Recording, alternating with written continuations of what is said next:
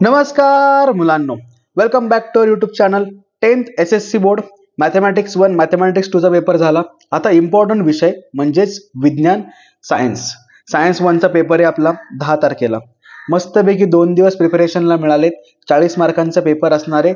Proper कसं preparation करायचं आणि कुठल्या गोष्टी डोक्यात ठेवायच्या त्या सगळं या व्हिडिओमध्ये सांगतो. म्हणजे 2 दिवस तुमचं प्रिपरेशन एकदम बेस्ट लेवलला होईल आणि पेपर पण तुम्हाला इझी जाईल. आता सगळ्यात पहिली गोष्ट, पेपर पॅटर्न सोबत आपल्याला क्वेश्चनचा पॅटर्न पण समजून घ्यायचा आहे. बघा, पहिला क्वेश्चन असतो त्याच्यामध्ये A choose the correct alternative, जे की तुम्हाला 5 MCQ असतील, ते असतील आपल्याला 5 मार्क्ससाठी. नंतर क्वेश्चन 1B, त्याच्यामध्ये odd man out, correlation, match the pair, true false, answer the following यांच्यासारखे 1 मार्कचे क्वेश्चन विचारले जातील. ते असतील 5 मार्क्ससाठी. टोटल झाले 10 मार्क. क्वेश्चन 1 एकदम इझी असतो. बेसिक कॉन्सेप्ट वरती तुम्हाला MCQ आणि 1 मार्कचे क्वेश्चन विचारले जातात. त्याच्यानंतर पुढचा क्वेश्चन येतो क्वेश्चन नंबर 2. त्याच्यामध्ये पहिला ए असणार आहे गिव्ह रिझन. एकूण 3 गिव्ह रिझन दिलेले असतील. त्यांच्यापैकी आपल्याला 2 गिव्ह रिझन लिहायचे आहेत. प्रत्येक गिव्ह रिझन 2 मार्कांना असणार आहे. म्हणजे टोटल मार्क्स झाले 4 मार्क्स गिव्ह रिझन ते झाले. त्याच्यानंतर क्वेश्चन 2B येतो आन्सर द फॉलोइंग. आता ह्याच्यामध्ये कुठले कुठले टाइप्स असतात, डेफिनेशन्स असतील, लॉज असेल, डिफरन्स असेल, रिॲक्शन असेल, एखादी डायग्राम दिलेली असेल, डायग्रामला नेमिंग करायचं असेल किंवा डायग्राम वरून युजेस लिहायचे असतील, या टाइप मधले सगळे क्वेश्चन नंबर 2 च्या बी मध्ये विचारले जातात. एकूण 5 क्वेश्चन तुम्हाला दिलेले असतात. 5 पैकी आपल्याला 3 क्वेश्चनचं आन्सर लिहायचं असतं. कळलं नक्की? असे झाले 6 मार्क. म्हणजेच क्वेश्चन 1 आणि क्वेश्चन 2 दोघांनी मिळून 20 मार्क्स आपल्याला दिले. आणि हा 20 मार्क्सचा पेपर हा एकदम इझी असतो. अजिबात जास्त डीप बोर्ड जात नाही. इझी कन्सेप्ट वरतीच क्वेश्चन 1 आणि क्वेश्चन 2 डिझाईन केलेला असतो. म्हणजे पुन्हा एकदा 20 मार्क्स आपल्या हक्काचे झाले. कळलं? नक्की समजलं? आता खरा पेपर इथून पुढे स्टार्ट होतो. क्वेश्चन नंबर 3 सगळ्यात इम्पॉर्टंट पार्ट असणार आहे तुमच्या पूर्ण पेपरमध्ये. तुम्हाला 5 क्वेश्चनचं आन्सर लिहायचंय. टोटल 8 क्वेश्चन दिलेले असतील. आता 8 पैकी 5 लिहायचे आहेत. म्हणजे याचा अर्थ आपल्याला या ठिकाणी प्रॉपर क्वेश्चन सिलेक्शन करायचंय. आता क्वेश्चन सिलेक्शन करण्यासाठी आपल्याला ज्या चॅप्टर बद्दल कॉन्फिडन्स आहे त्या चॅप्टरचा क्वेश्चन सिलेक्ट करावा लागणार आहे. बरोबर? नक्की. मग त्यासाठी आपल्याला काही चॅप्टर एकदम बेस्ट लेवलला प्रिपेअर करायचे.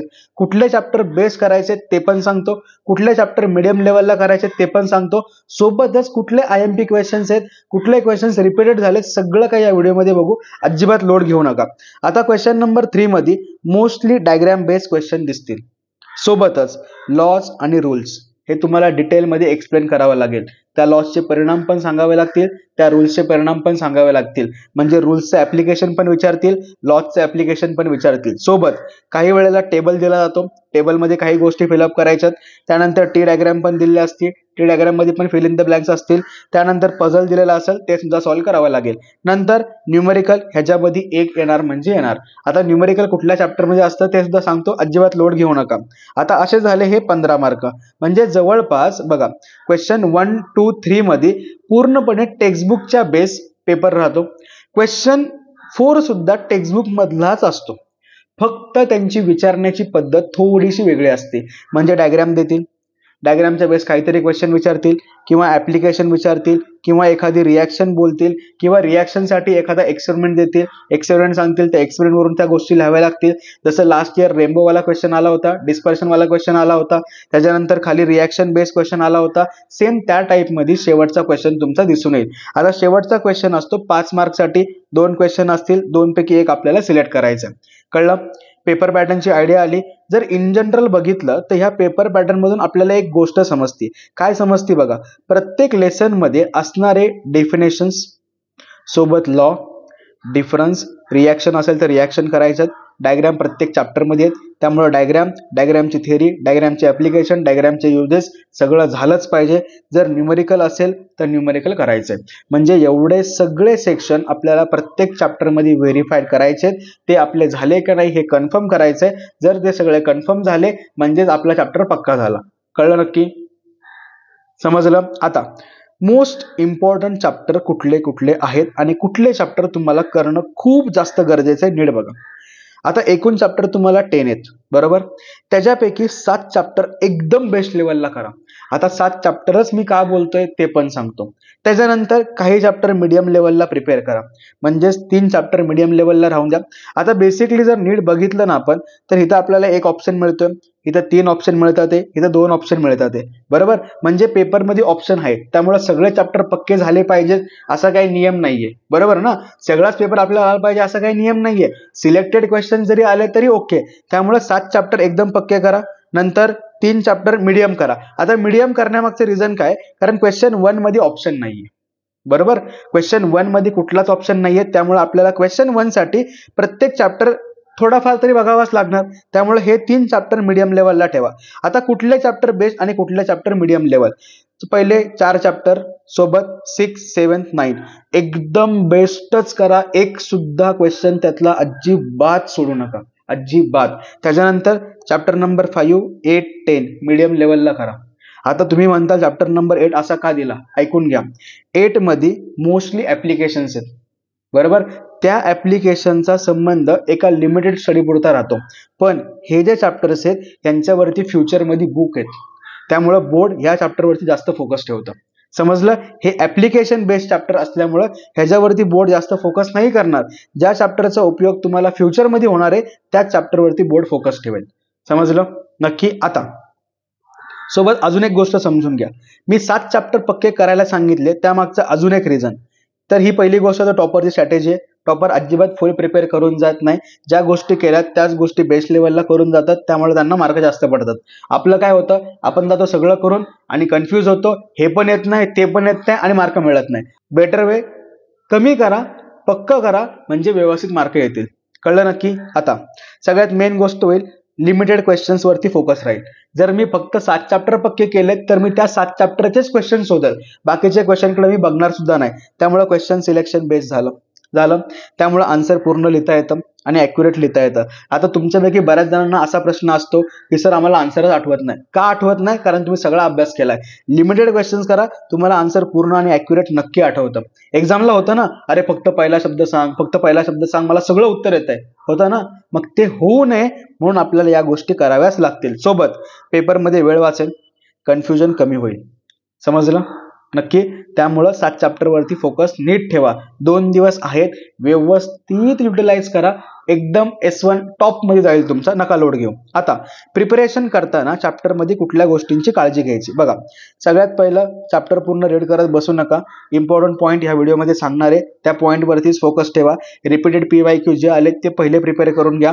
आता स्टेप्स कसे ठेवताल, जे पॉईंट सांगितले टेक्स्टबुक मध्ये पहिले ते रीड करा, समजून घ्या. समजल्यानंतर एक फ्लो डायग्राम काढा. फ्लो डायग्रामच्या थ्रू आन्सर तुम्हाला पटकन समजून येईल. त्यानंतर रफली इम्पॉर्टंट वर्ड त्या आन्सर मधले लिहून बघा. जेवढं जास्त तुम्ही लिहून बघताल ना, तेवढं स्पेलिंग मिस्टेक पण कमी होतील. त्याच्यानंतर लॉज आणि डेफिनेशन, एक मस्त स्ट्रॅटेजी सांगतो बघा. फोन घ्या, तुमचा व्हॉइस रेकॉर्ड करा लॉजसाठी, कारण लॉज आणि डेफिनेशन आहे तशा लिहायच्या असतात, त्यांच्यामध्ये चेंज करून नाही चालत. जसं सायंटिस्टनी बोललंय त्याच फॉर्म मध्ये लिहायचंय, त्यामुळे बेटर वे रेकॉर्ड करा. व्हॉइस रेकॉर्ड आपला करा आणि 7 ते 8 वेळा, 5 ते 6 वेळा बिंदास ऐका इझिली. म्हणजे मला एक सांगा, एक क्वेश्चन प्रिपेअर करायला तुम्हाला 10 मिनिटं लागतात, पण तोच व्हॉइस रेकॉर्ड करायला तुम्हाला 30 सेकंद लागतील. 30 सेकंद तुम्ही जरी 10 वेळा ऐकलं तरी काय होतंय, 5 मिनिटांमध्ये प्रिपेअर होतंय ना. मग आपली 5 मिनिटं वाचतात, बरोबर का नाही. मग अशा वे मध्ये लॉज आणि डेफिनेशन पक्क्या करून घ्या. न्यूमेरिकल टेक्स्टबुकच्या आतलंच पडणार आहे, टेक्स्टबुकच्या बाहेरचं अजिबात पडत नाही. इव्हन व्हॅल्यू सुद्धा त्याच पडतात, त्यामुळे अजिबात लोड घेऊ नका. टेक्स्टबुक मध्ये जे काही न्यूमेरिकल आहेत त्यांचे फॉर्म्युले व्यवस्थित बघा आणि ते न्यूमेरिकल कुठल्या स्टेपने सॉल्व्ह केले. जनरली काय, एक फॉर्म्युला आहे, त्या फॉर्म्युल्यात व्हॅल्यूज टाका आणि आन्सर काढा, असं सिंपल कॅल्क्युलेशन असणार आहे. त्यामुळे फॉर्म्युले व्यवस्थित बघून घ्या. समजलं नक्की. आयडिया आली नक्की, काय काय करायचंय, कसं कसं करायचंय समजून आलं. आता कुठल्या चॅप्टर मधले कुठले क्वेश्चन इम्पॉर्टंट आहेत, कुठले क्वेश्चन रिपीटेटिव्ह आले होते बोर्ड एक्झामचे, सगळे PYQ लगेच बघूया. बघायचे, चलो. पहिला चॅप्टर ग्रॅव्हिटेशन बघा. तुमच्यासाठी एकदम व्यवस्थित फिल्टर केलंय. जसं तुम्हाला मगाशी बोललो की डेफिनेशन, लॉज, डायग्राम, त्याच्यानंतर काही रूल्स, डिफरन्स, या टाईपमध्ये पूर्ण चॅप्टर तुम्हाला सेपरेट करून दिलाय. सोबत कुठल्या इयरला कुठले क्वेश्चन आले होते ते सुद्धा मेन्शन केलंय. त्यामुळे अजिबात लोड घेऊ नका, फक्त व्यवस्थित मार्क करून घेत चला. बघा, डेफिनेशन कुठल्या कुठल्या महत्वाच्या आहेत.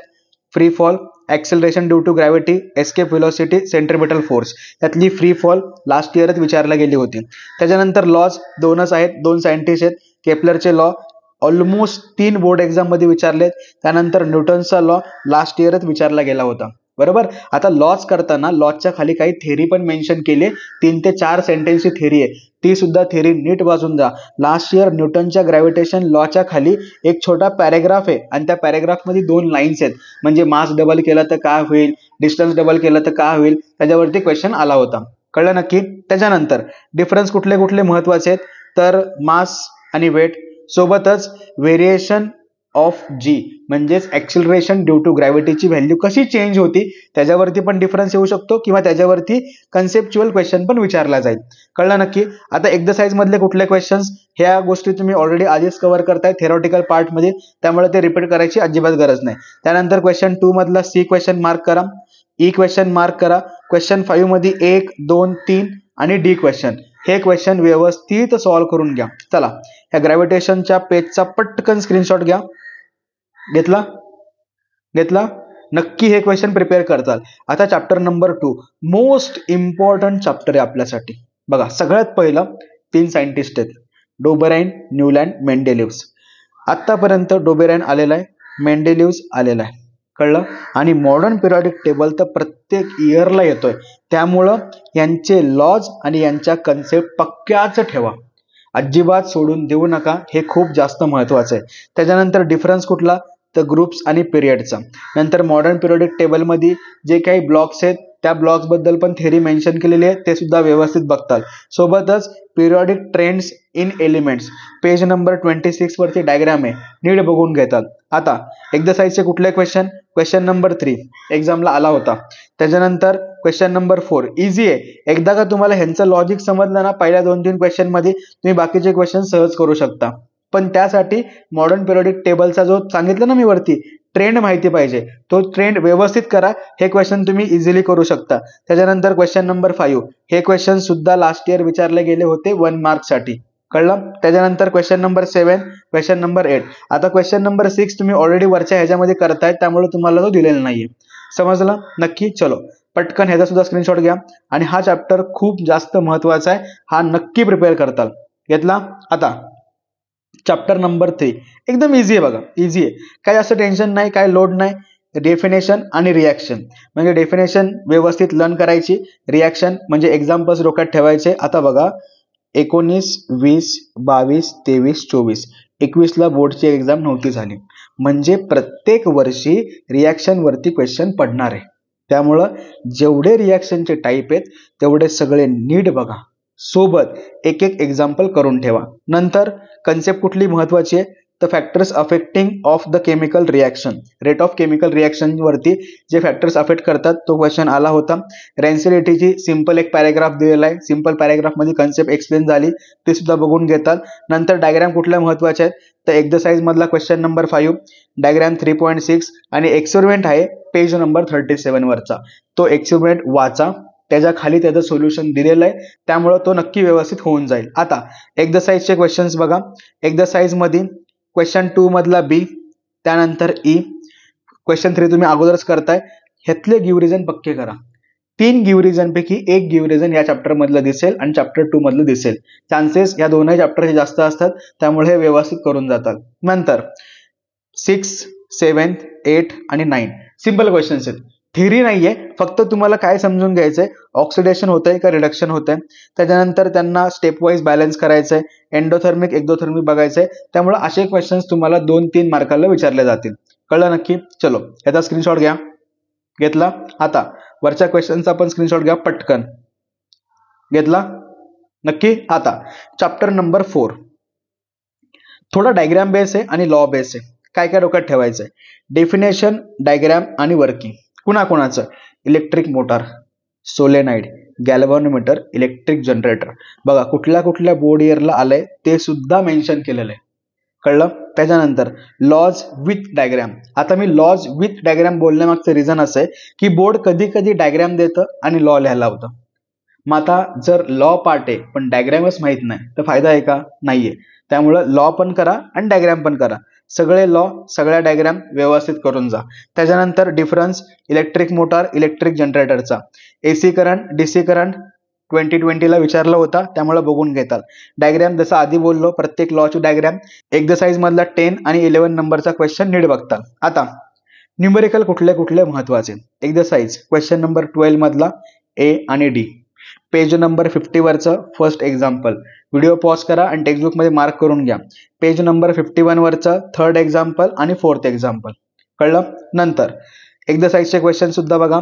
Second question, fourth question, seventh question अख्खा एकही गिव्ह रिझन ठेवू नका. Question number 9, question number 10, question number 11 आणि क्वेश्चन नंबर 12. आता क्वेश्चन नंबर 12 मध्ये मी ऑलरेडी सांगितलंय हा क्वेश्चन आणि हा क्वेश्चन नीट बघून जातात. कळलं नक्की? शुअर? आता अरे ह्याचा स्क्रीनशॉट राहिला ना, चला ह्याचा पण स्क्रीनशॉट घ्या पटकन. घेतला? शुअर? आता ह्याचा स्क्रीनशॉट घ्या. घेतला? गुड. आता नेक्स्ट बघा, इझी चॅप्टर आहे म्हणून आपण ह्याला एकदम मीडियम लेवलला करणार आहोत.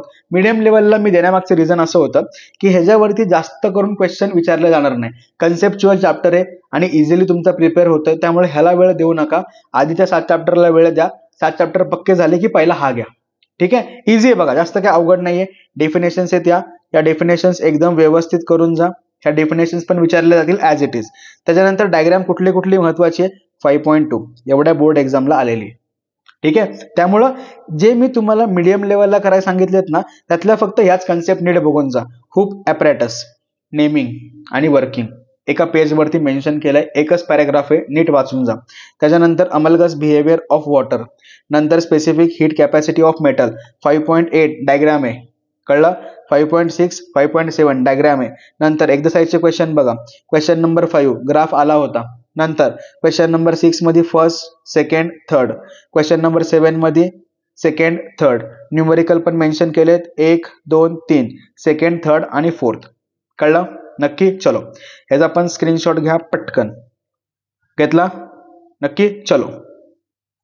रिफ्रॅक्शन ऑफ लाईट एकदम छोटा चॅप्टर आहे बघा, एकदम छोटा. म्हणजे S1 मधला कुठला चॅप्टर लवकर संपत असेल ना तर चॅप्टर नंबर 6 आहे. पण हा इम्पॉर्टंट सुद्धा आहे कारण ह्याच्यामध्ये कन्सेप्ट खूप वेगवेगळे आहे. पण हा इम्पॉर्टंट आहे. इम्पॉर्टंट का? कारण चॅप्टर नंबर 7चा हा बेस आहे. बरोबर? त्यामुळे हा चॅप्टर इम्पॉर्टंट आहे. डेफिनेशन्स अँड डायग्राम नीट बघा. Refraction of light, refractive index, dispersion of light, partial and total internal reflection, basic 4 concept आहेत, एकदम पक्क्या करून ठेवा. या कन्सेप्टच्या विथ रिस्पेक्ट टू म्हणजे या डेफिनेशन्स किंवा लॉच्या विथ रिस्पेक्ट टू ज्या डिराईव्ह झालेल्या कन्सेप्ट आहेत त्या म्हणजे dispersion of light, twinkling of star, त्याच्यानंतर ह्याच कन्सेप्ट पुन्हा एकदा व्यवस्थित नीट बघून घेतात. कळलं? कळलं नक्की? आता ह्याचा एक्सरसाइज एकदम छोटा आहे त्यामुळं अख्खाच्या अख्खा प्रिपेअर करून जा, काहीच सोडू नका. कळलं नक्की? चलो ह्याचा स्क्रीनशॉट राहिला नाही का? चला ह्याचा स्क्रीनशॉट घ्या. घेतला? आता चॅप्टर नंबर 7 भरपूर साऱ्या डायग्रामनी भरलेला आहे बघा. सगळ्यात पहिलं तर laws of refraction page number 82 वरती आहे, नीट बघता. नंतर डिफरन्स आणि कन्सेप्ट कुठला कुठले जे 2 आईजचे डिसिजेस आहेत ते एवढ्या सगळ्या एक्झामला आलेले आहेत. त्याच्यानंतर सोबतच कॉन्व्हेक्स लेन्स कॉन्केव्ह लेन्स वरती सुद्धा डिफरन्स पडतो म्हणजे त्याचे युजेस पण पडू शकतील, त्यामुळे हे व्यवस्थित बघा.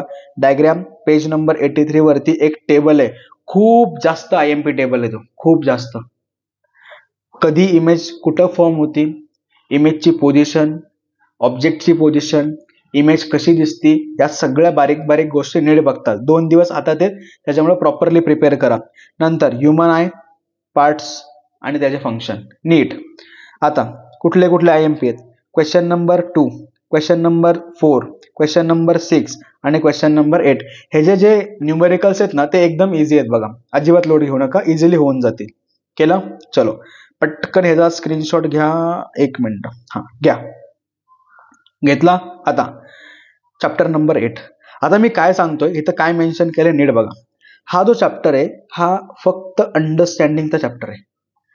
प्रोसेसेस आहेत आणि प्रोसेस तुम्ही स्वतःच्या वर्ड्समध्ये एक्सप्लेन केले तरी पण चालतील, अजिबात लोड घेऊ नका. आता पहिली गोष्ट तर काय आहे बघा की हा चॅप्टर खूप कमी वेळा विचारला गेलेला आहे म्हणजे डिटेलमध्ये. बाकी डेफिनेशन्स वगैरे विचारल्या जातात त्यामुळे त्या बारीक बारीक गोष्टी पक्क्या करून ठेवा. आणि आपण सुद्धा हा चॅप्टर मीडियम लेवलला करणार आहोत, त्यामुळे जे PYQ ला आलेले क्वेश्चन्स होते तेवढे जरी केले तरी पण चालतील, कारण आपल्याला क्वेश्चन 1 साठीच हा प्रिपेअर करायचा आहे. कळलं नक्की? चलो ह्याचा पण स्क्रीनशॉट घ्या.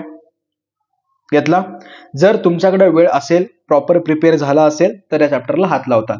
आणि एक महत्वाची गोष्ट अजून ठेवा, ज्या प्रोसेसेस एक्सप्लेन केल्यात ना त्यांच्या डायग्राम आणि त्यांचे नेम बघा. ठीक आहे, डायग्राम आणि नेम बघितलं ना की तुम्ही बाकी प्रोसेस इझिली ओन वर्ड्स मध्ये लिहू शकता. प्रोसेसमध्ये एवढं अवघड काही नाहीये. कळलं नक्की? नंतर एक्झरसाइजचे क्वेश्चन पण घ्या, हे सुद्धा व्यवस्थित करा. एक्झरसाइज जरी बेस्ट केला तरी पण चालेल, कारण एक्झरसाइज मधलेच क्वेश्चन्स पडतील. घेतला स्क्रीनशॉट? नक्की? शुअर? आता महत्वाचा चॅप्टर कार्बन कंपाऊंड. ह्याच्यावरती तुम्हाला प्रश्न 3 मार्कांमध्ये दिसणार म्हणजे दिसणार, नो डाऊट. चॅप्टर फ्युचरच्या दृष्टीने खूप जास्त महत्वाचा आहे, त्यामुळे बोर्ड हा चॅप्टर अजिबात स्किप करणार नाही. तुम्हाला विचारणार म्हणजे विचारणार, आणि ह्याच्यामधला हा जो पोर्शन आहे हा तर येणारच, नो डाऊट. कुठं ना कुठं तरी दिसणार म्हणजे दिसणार. ठीक आहे, एक एक स्टेप वाईज जाऊ. डेफिनेशन्स ह्या सगळ्या व्यवस्थित बघा, बोर्ड एक्झामला आलेल्या आहेत. ठीक आहे, त्याच्यानंतर रूल्स जे सांगितलं मी, नॉमिक्लेचर, आयुपॅक नेमिंग जमलं पाहिजे. 9.19, 9.20 जो टेबल दिलाय व्यवस्थित बघा. सोबत डिफरन्स हा पक्का करून घ्या. केमिकल प्रॉपर्टीज ऑफ कार्बन, नंतर इथेनॉल, इथेनॉइकच्या प्रॉपर्टीज आहेत, नीट बघा. लास्ट इयर घेतलाच एक एक्सपेरिमेंट शेवटच्या 5 मार्कांसाठी विचारला होता. कळलं? नंतर एक्झरसाइजचे question, question number 2, question number 3, question number 4 easy आहेत, फक्त बघायचं आहे आणि समजून घ्यायचं आहे. त्याच्यानंतर क्वेश्चन नंबर 5, 6, 7, 8 अख्खा करा. म्हणजे ह्या चॅप्टर मध्ये कुठल्याच गोष्टी स्किप करू नका. प्रत्येक क्वेश्चन बेस्ट लेवलला प्रिपेअर करून जा, खूप जास्त महत्वाचं आहे. आता नीट बघितलं ना तर क्वेश्चन नंबर 7 पर्यंत तर काय प्रिपरेशनचा भाग नाहीये. क्वेश्चन नंबर 8 मध्ये प्रिपरेशनचा भाग आहे. त्यातले पण काही क्वेश्चन तुम्ही ऑलरेडी ह्या ठिकाणी पूर्ण करताय, त्यामुळं परत परत करायची काही गरज नाहीये. कळलं नक्की? समजलं? आता थांबा, ह्याचा स्क्रीनशॉट नाही घेतला ना तुम्ही? चला ह्याचा पण स्क्रीनशॉट घ्या. घेतला? आता ह्याचा स्क्रीनशॉट घेतला? सगळेच करायचे, त्यामुळं काही लोड घेऊ नका. आता शेवटचा चॅप्टर एकदम इझी आहे, समजण्यासाठी सिंपल आहे. ओन वर्ड्स मध्ये लिहू शकता तुम्ही. बऱ्याचशा स्पेस रिलेटेड गोष्टी ह्या आधीच्या स्टँडर्ड मध्ये पण शिकलेला आहात, त्यांचा वापर झाला तर वेल अँड गुड. नीट डोक्यात ठेवा, नीड ऑफ स्पेस मिशन का गरजेचं आहे. 4 ते 5 पॉईंट्स आहेत, वर बघा. ओन वर्ड्स मध्ये लिहिलं बेस्ट आहे, काय लोड घेऊ नका. कुठल्या कुठल्या सॅटेलाइट मध्ये कुठले टाइप्स आहेत हाईट वाईज रिप्रेझेंट केलंय, पेज नंबर 137 वरती. त्यानंतर ऑर्बिट हे सुद्धा व्यवस्थित बघा. न्यूमेरिकल व्हॅल्यूज, त्यांचे युजेस व्यवस्थित करा. सोबत एस्केप व्हेलॉसिटी, न्यूटनच्या 3rd लॉ वरती सॅटेलाइट लॉन्च केलं जातं, त्या पोर्शन मध्ये याची डेफिनेशन आहे. कळलं? नंतर एक्झरसाइजचे क्वेश्चन पटपट बघितले, इझी आहेत बघा, काही लोड घेऊ नका. चला ह्याचा पण स्क्रीनशॉट घ्या. घेतला? बघा, तुम्हाला सगळे IMP questions with board year सगळे मेन्शन केले. कळलं? आणि जे जे क्वेश्चन्स मला इम्पॉर्टंट वाटतात ते सगळ्या गोष्टी तुम्हाला मेन्शन केलेल्या आहेत. अजिबात लोड घेऊ नका, 2 दिवस हातात आहेत, इझिली तुमचा S1 हा प्रिपेअर होऊन जाईल. आणि अजून एक गोष्ट डोक्यात ठेवा, फक्त 7 चॅप्टरच पक्के करा. सगळे करताल तर एक्झामला कन्फ्यूज होताल. 3 चॅप्टर करा, नाही अशातला प्रकार नाही, पण मीडियम लेवलला करा. मेजर फोकस 7 चॅप्टर वरती, मायनर फोकस 3 चॅप्टर वरती. कळलं? नक्की? चलो व्यवस्थित प्रिपेअर करा. Bye bye, all the best.